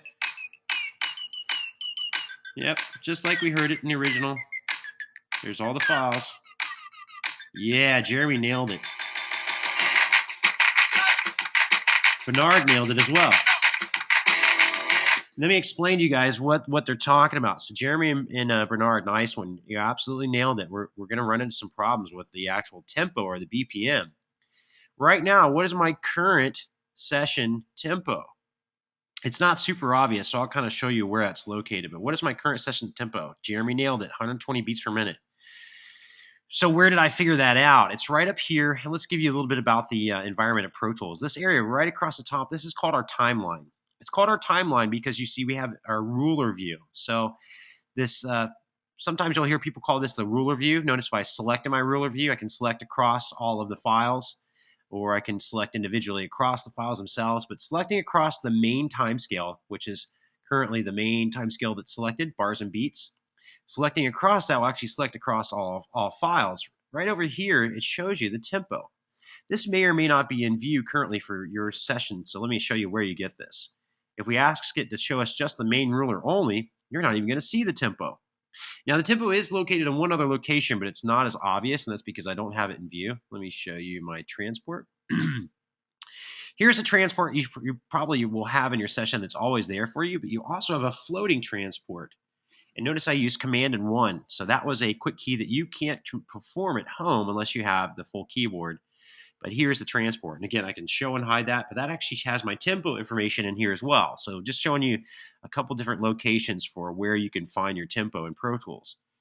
Now, that's not going to work with us because we already know that this session is at a different tempo. And a way that'll really kind of make this obvious to us is if we actually pull up a click track. So I'm going to deselect everything I got here. We'll pull up a click track. We'll go to Tracks menu, create click track. And you notice we have a click track that's been created in our session. I'm going to pull up my floating transport here just because my numeric key 7 will turn on and off my MIDI metronome, or better known as the click track. So it's this little symbol. It looks like basically a metronome that you would see sitting on top of a piano. For anybody that had to take piano lessons, you're already familiar with this. It's just a small metronome, just goes almost like a clock, but it's a very, very precise instrument that just tries to keep tempo. Now, you want to have this engaged, and we basically need to see the tempo again. So let's go up top, little tiny menu. It looks like a calendar icon, little black calendar icon. Make sure you check off tempo. Now, with this engaged, so my MIDI metronome and my tempo, when I go to play this back, it may not be super obvious with my current speaker setup for you guys to actually hear the actual tempo changes. So I'm probably going to flip around to my mix window, Command equals. Notice this is one quick key that I'd like for you all to know because you can do it with your laptop, and it's the most common key command that you guys are going to be learning. These are the two main windows of Pro Tools. This is our mix window, obviously, and this is our edit window. So these are the two main windows you're always going to be dealing with in Pro Tools. So Command and equals will navigate back and forth very fluidly between your two main windows. So that's one key command I do want you to know. I want you to know that one because it's basically the most basic key command, and you can perform it with your Mac laptop. So why not teach it to you now? You're gonna want to know how to get there. You're not gonna want to have to go up to your Windows menu. You're gonna want to use the quick key. So you're more than welcome to use the menus if you want to. Again, but this is one that you can do with your laptop, and it's the most common quick key that you'll be using this entire month, or basically in Pro Tools forever. That will be the most common key command. So I'd like for you guys to learn that one. It's not a very hard one. I mean, we can all do that. Command equals. All right. So let's turn up the actual click track, make it a little bit louder, make it a little more pronounced, because when we start playing this back, you're going to hear some issues right away. And for those of you playing along at home, you're going to notice on your own session as well. So if we play this back,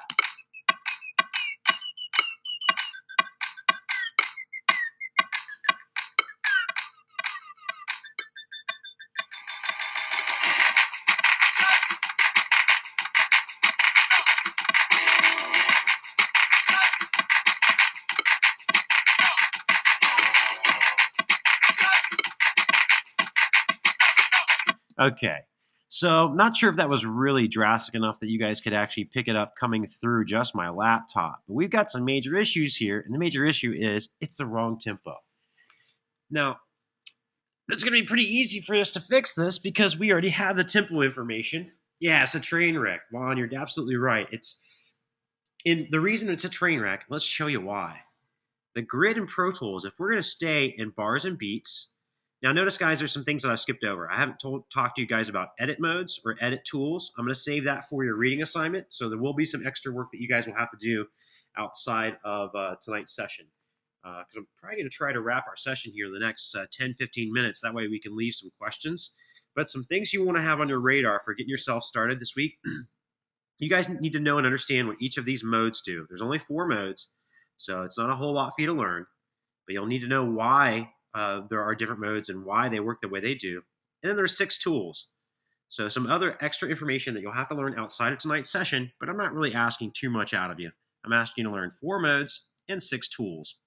So for right now, we're going to leave those alone. If you have questions about those specific modes or tools, you're more than welcome to hit me up. I'd really prefer that you do your reading assignment first because I think it'll really explain it to you really well. But in the event you look at that information and it's not making sense to you, well, I don't want you to leave, this program without understanding how these things work, or even try to get through it without knowing how your edit modes, there's 4 of them, and how the tools work. You're going to see me use these without really explaining how they work. So I'm going to expect when I see you guys next week that you've already done that. You already understand the 4 modes and the 6 tools. For right now, let's get back to changing tempo. We see our tempo here is 120 beats per minute. What was our tempo? It was associated with our file. You guys remember, you saw me import it earlier. What was the tempo of the file that we imported? 94 beats per minute. Excellent. So what I'm going to do is I'm going to go over and I'm going to control click on our actual tempo field. And when we do that, it brings up, actually, let me start this over here. Let me bring my session all the way back to the beginning of my session. And then I'll control click. Yeah, we want to change this field to be 94 beats per minute. 94. Excellent. Now we should be able to go back and listen to our click track with our session, and we shouldn't have any issues with it. And so this is something we need to do to make sure that the session's grid is already lined up. Let's go ahead and do that now.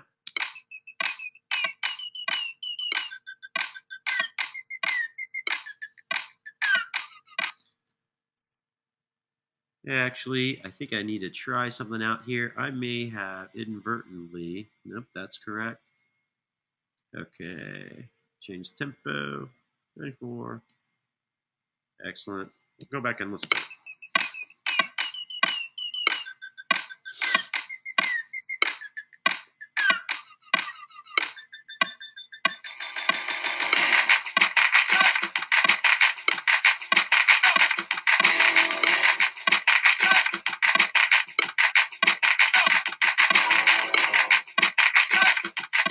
Yeah, and it's on tempo at this point, but I actually hear it starting to crawl away. Let's go back and look at the very beginning of this session.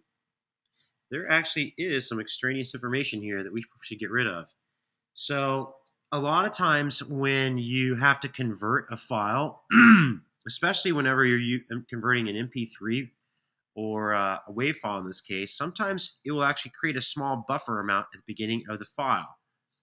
And I actually heard our click track starting to walk away from the actual tempo itself. So here's where we're going to start editing this and actually correcting what we heard. Now, I'm going to utilize a feature here that you're probably not familiar with yet, so let me kind of show you what this is. I'm going to use a feature here called Tab to Transient. Tab to Transient is this little icon right up top here, and with this icon engaged, it will allow me to tab up to drum transients. Notice if I hit Tab, Tab, Tab, Tab, it's tabbing up to drum transients. If I hit Option Tab, it will go backwards. Now this is going to be really helpful when having to do edits.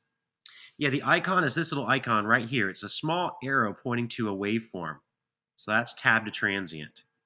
Okay? If we hold Shift and Tab, it'll actually make selections in Pro Tools. So this is going to be important because what I'm going to do here is I'm going to go and I'm going to get rid of a little bit of information across all of these files. We'll go back to the beginning of our session.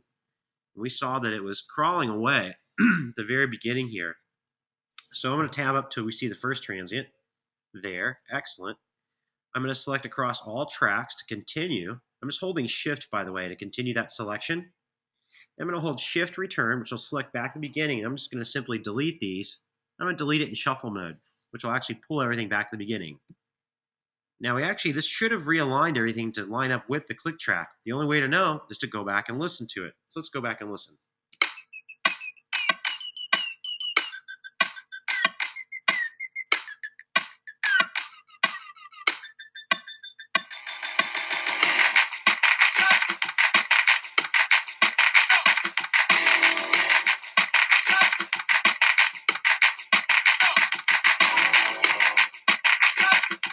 Now it's dead on, and it sounds perfect. It sounds exactly the way it should be. So if you're going to use these files, remember you're going to need to trim off just a little bit at the beginning of each of the files to make sure that it lines up with your session. Now, another way that I'm going to check this, we heard it at the beginning. And in fact, let me show you this. There's another cool way of checking your work. If I'm in grid mode and I have my grid set to 1 bar increments, I should be able to go up to where these drums begin and select 1 bar and then turn loop playback on, which it is. You see the little loop icon on the play button.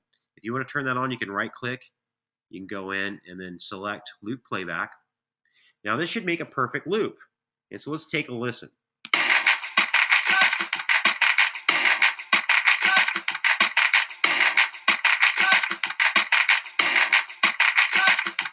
Yeah, it's dead on. I nailed it. But I know it works at the beginning of the song. The way you really know if it's working throughout the entirety of the song is you need to go and listen to the very end of the song.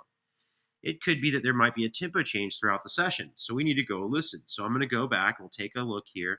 And I'm going to select 1 bar somewhere towards the end of the song. And hopefully this is a 1 bar loop. Let's take a listen to make sure it is.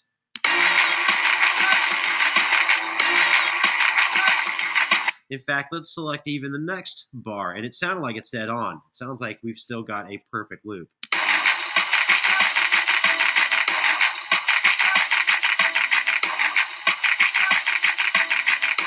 All right, now, the reason this is such a big deal is because now we have just locked up the artist with the Pro Tools session. Now, what really happened is we're talking about the grid here. The grid's really, really important. And I'm going to show you guys some stuff here that'll kind of blow your mind. I'll show you why the grid's so important. Let's pull up, by the way, this off to the side is my tracks menu. This will allow me to show and hide tracks. So you saw me just click and drag across the tracks to hide them. By the way, if they're hidden, they'll still play. So if I hit return,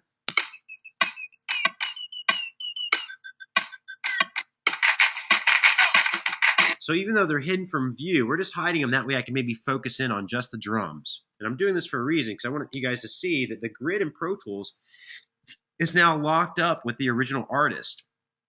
In fact, I want to do something a little different here. Let's take the original artist's drum loops. I'm going to take, I don't know, let's take 8 bars. I tell you what, actually, no, let's take, let me go through and take a look here. What do we got in the middle?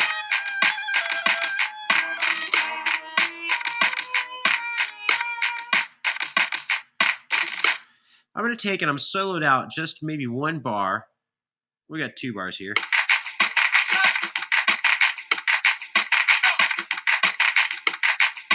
And I'm actually going to go and do some edits to this and actually kind of make this my own. I kind of want to show you why this is such a powerful tool. When we just locked up the grid, we locked up the artist to the Pro Tools session. That means I can basically take apart some of these performances and re-edit them and make them my own, and they'll all work out mathematically and rhythmically.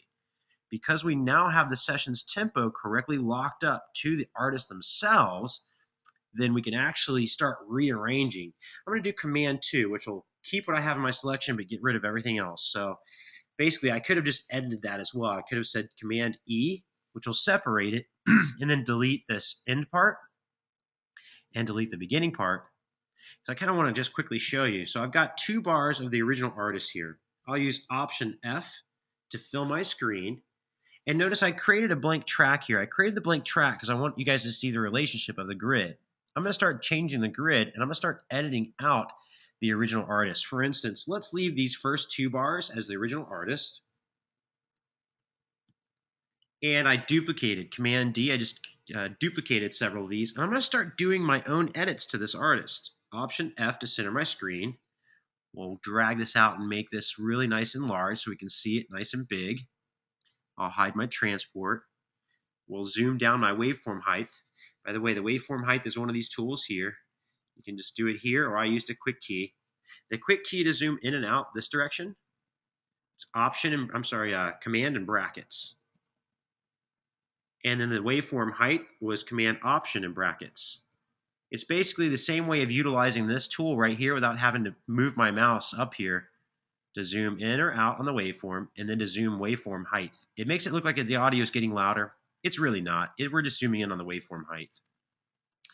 Now remember, I left the original 2 bars alone, and I said I was going to start editing on these 2 bars. So let's jump in and do some fancy edits. I'm going to zoom in on it, Option F, and I'm going to change my grid. I'm going to point out to you here, we're going to go to 1/8 notes, that now the grid allows me, oh, what the heck, we'll go to 16ths. The grid allows me to go in and now, make sure I'm in grid mode, I'm in bars and beats, and that my tempo is selected. Notice it'll allow me to take and select individual hits of the drum hits themselves from his drum beat. So if I were to go in and find, I don't know, I'm going to think this is probably going to be a snare here. It may or may not be, but I'm going to duplicate it several times. And if I play this back now, it basically gives a small rolled effect. And we can turn off the click track too. I'll bring up my click track. We'll hit Command 7, which will disengage my click track. That way I don't have to hear it anymore. We would go back and listen to that little roll effect I just did.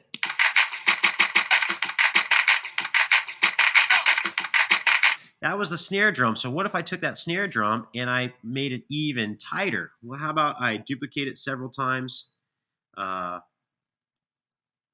and then maybe make it even smaller. We'll go into 30-second notes. I'll select just a 30-second note, duplicate that several times, and then consolidate these together, Shift Option 3, and then create a fade in on these. So a fade in, we'll use the Smart tool, we'll fade in from the top. Now, if we go play this back, you'll hear that I basically just create a drum roll effect.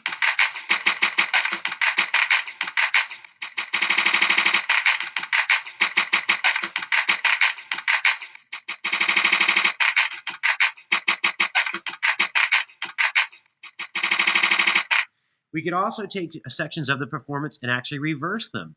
Notice I'm just staying in my grid mode. We'll reverse this. I'll go to Audio Suite.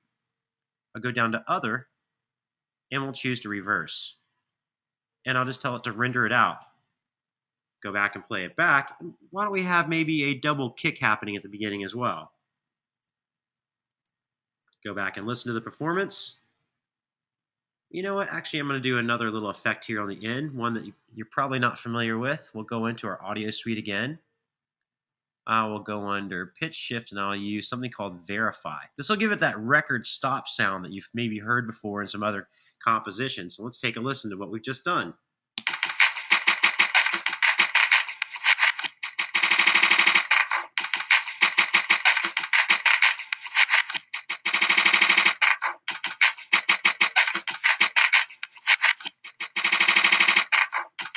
Now let's actually listen to the original.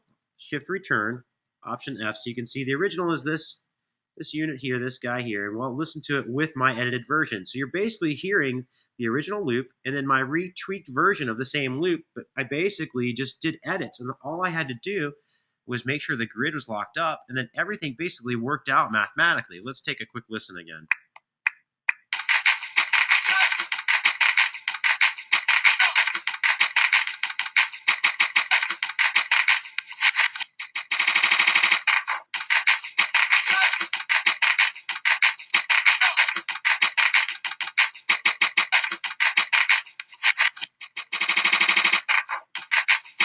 All right, cool. So now hopefully you guys can see the benefit of why getting this first part of just getting the session locked up to tempo is so important. Now that we have the artist locked up to tempo, I'm going to go and be able to take apart some of his own performances and put them back together in a very creative way that the original artist never even intended to do. So this is about the part where we're going to wrap up tonight. The only thing I didn't get to tonight, which is not really totally important because we're going to be doing it next week, but I would have wanted to go and create markers to mark out the different portions of where the song structure is at. In other words, the only thing we didn't get to this evening, which is again not a big deal, we can do this at another point, is laying out the song structure, where the intro is, where the verse is, and quite honestly, without having vocals, it makes this a little bit more of a process, but that's all right. We'll work on this next week. So this is the part where I'm going to go ahead and open it up to any questions you guys might have. If you have something of a personal nature, you don't need to ask that in this forum.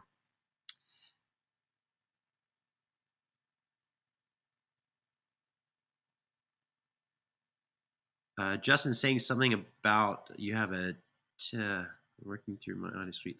So hang tight, guys. There's several questions coming through. Let me go through and actually get to some of these.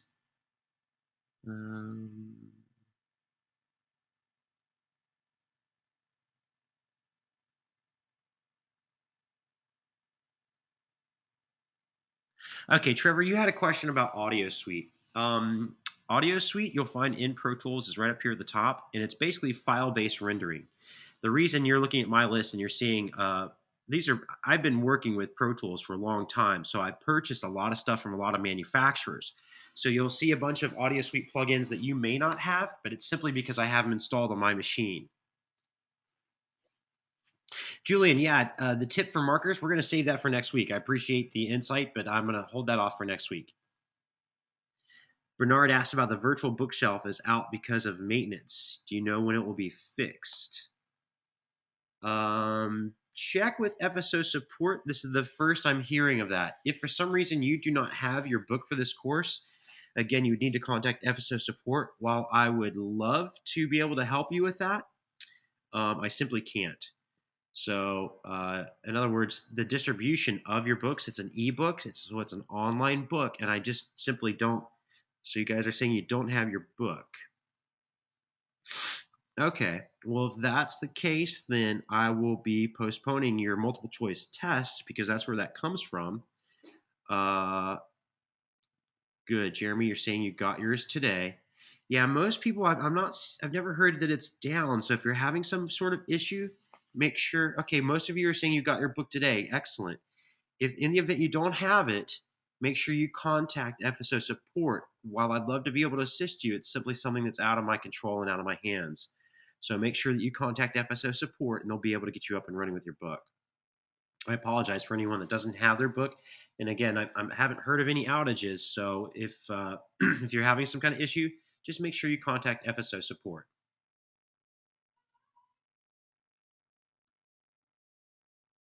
Okay, nice. I thank you for letting me know there was a maintenance bar. I appreciate that. Okay, nice. I had no idea. I appreciate you guys letting me know. And that will actually make me move the test back as well. So your multiple choice open book test, that will be moved. In fact, I'll probably end up deleting that test entirely.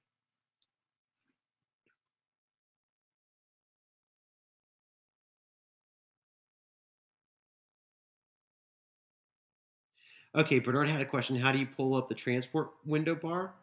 There's a couple different ways. If you have a numeric keypad, it'll be Command 1. You'll be able to see your floating transport. You also have a transport that's located in your edit window.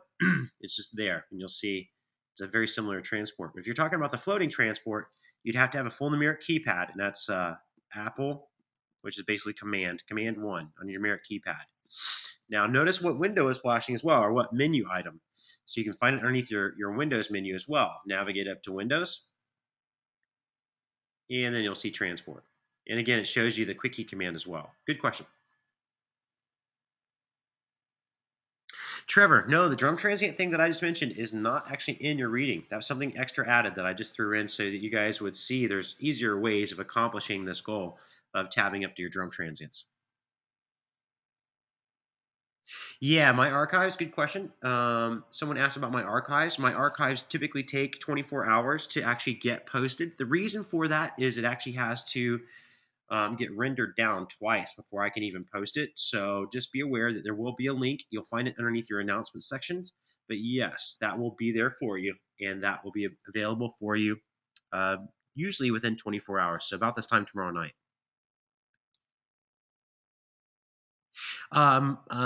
Let's see. Michael had a question about getting the files from Endava. I'm sorry, from Avid. You're going to want to watch my archive because it'll be there for you. It's simply underneath your user account. I tell you what, I'll go ahead and show you real quick since we already have it open. But in the future, if you got those questions, you could always reference the archive as well. But since it's quick and easy to do, we'll go ahead and do that for you. So if I were to, let me see here, we'll log out of my account. I'll close all these down. We'll create a new folder. I'm sorry, a new window. So if you go to your Avid account, you want to log in.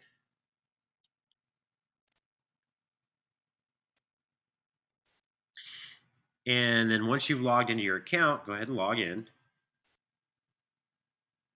You want to go to View My Product Details. Under View My Product Details, you'll see that it'll show your product details. Oh, that's weird. That's never happened before. Let's sign out. Log back in.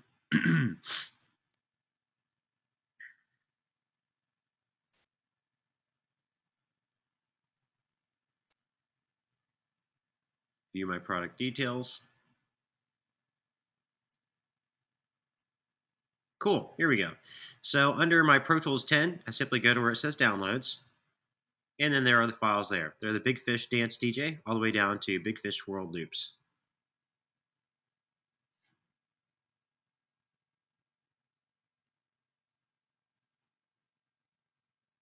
Hey, Justin, I'm not really sure what it is you're referring to, but do me a favor and any complaints, just save them for another time. And a live stream session is not an appropriate time to bring up. If you feel you see a typo, please bring my attention to it. But in a live stream session, it's not an appropriate time to bring that up. Thank you.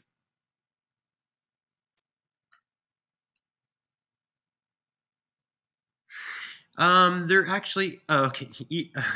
My bad. Either way, I wasn't sure who you were referring to. Dealing with your DVD zip, I can actually give you guys that link right now.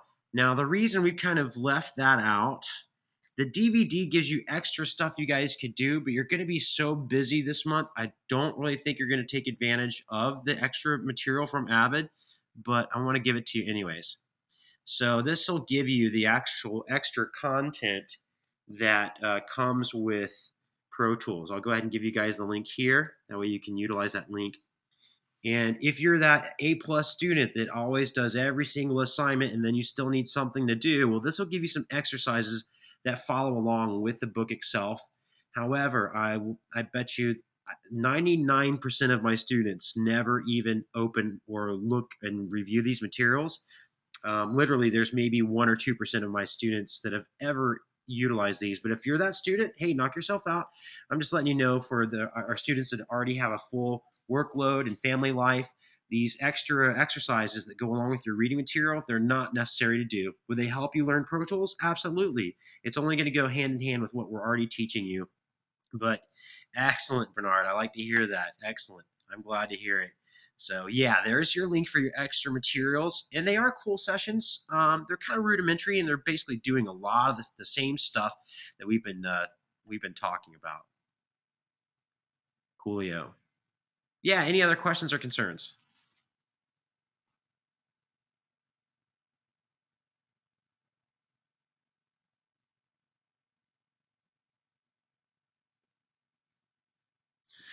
Cool. So I hope you guys had a good time this evening. I'm not sure if you guys had any other questions that you might want to ask. I'll hang out for the next couple minutes. We are going to wrap here pretty shortly. So in the event you don't have any questions, feel free to take off. Um, but again, unless there's other questions, we're going to wrap here pretty shortly. And I will actually pop up my iChat. In fact, I'm gonna go ahead and do that now. Refrain from hitting me up on your iChat right away because any questions you say will actually come out through my iChat. But I do want to give that to you.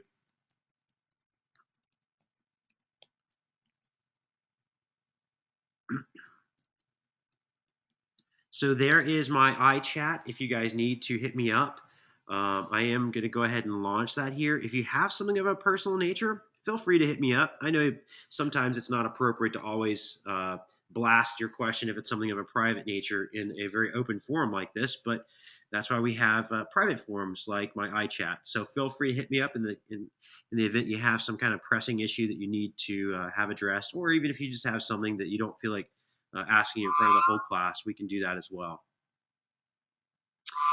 Justin, you're saying you're having a problem downloading the lecture. Is there any way I can view the video Logged into online? Jabber list. Let me just move this over. Logged in. Get it off screen. So again, hold off on hitting me any iChat messages because you probably heard the audio chat going through.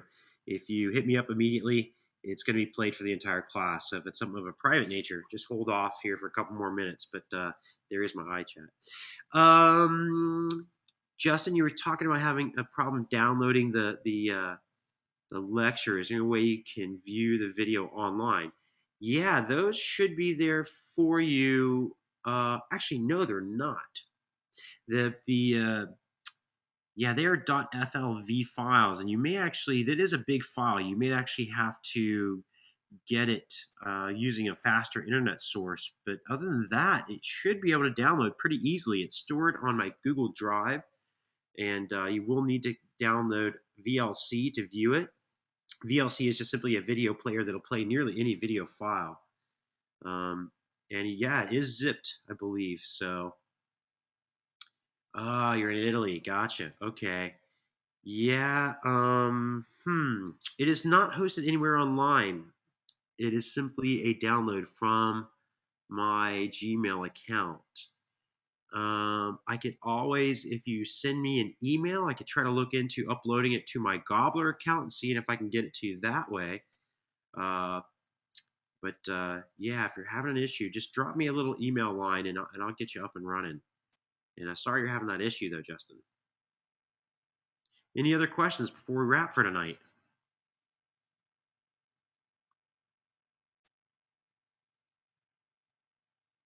Yeah, I should be able to get it to you through a Gobbler account. Shouldn't be a problem. All right. Well, if there's no more questions for the night, we're going to call this a night. And I appreciate you guys coming and spending a little bit of time with me and working through Pro Tools.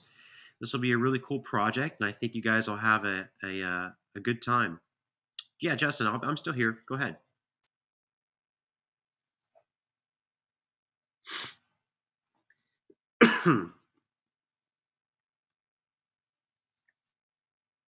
Yeah, Justin, if you don't mind, I'm going to recommend that we don't share out other things like that until I get to review it first. I need to make sure that I am the teacher and keep the decorum of the class. It may be great information, but it could have some misleading or bad information. So if you don't mind, I'd like it to be the channel of avenue for information. While I'm sure you're probably just trying to share with the class some excellent information, I would still need to approve it and review it first. Thank you.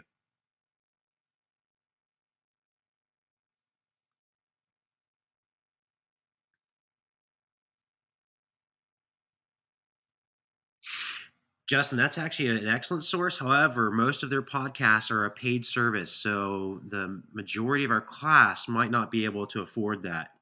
You're more than welcome to search out Pro Tools Expert on your own, folks. Justin actually did have a really good recommendation. The only reason I would shy away from sending you guys that direction is it is a paid service, and most of us probably can't afford, being that we're in school, to pay for that service. But I do want to recommend comment that Justin actually did have a very good source and is one that I reference quite often. So, Justin, I appreciate you sending that to me in a private message, but you actually did have a very good source. Pro Tools Expert is a very nice blog source. But their video service, which is excellent videos, it is a paid service for their videos. So just keep that in mind.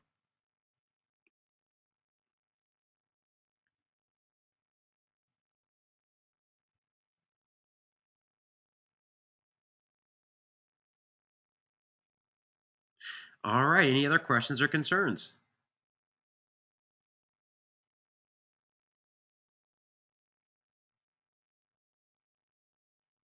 All right, guys. Well, I appreciate you guys coming out tonight and attending, and I look forward to seeing you guys back next week. This will be a very cool project, and we'll get you guys up and running and get you guys squared away with Pro Tools. Have a good night. Take care. Yes, Rebecca, go ahead.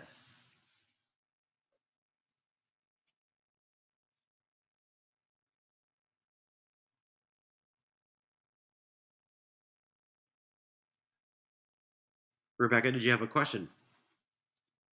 You're probably just simply trying to type. I understand.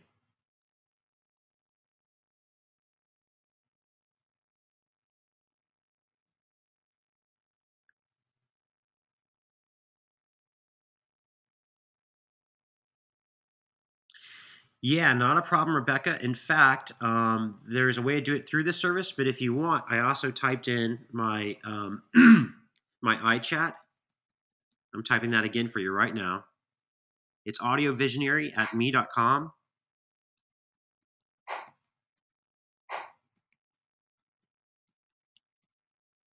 And go ahead, I've left my chat open. So if you do have something that's a private nature, don't actually launch me the question right now because the class will hear it, but do utilize that once I terminate for the night.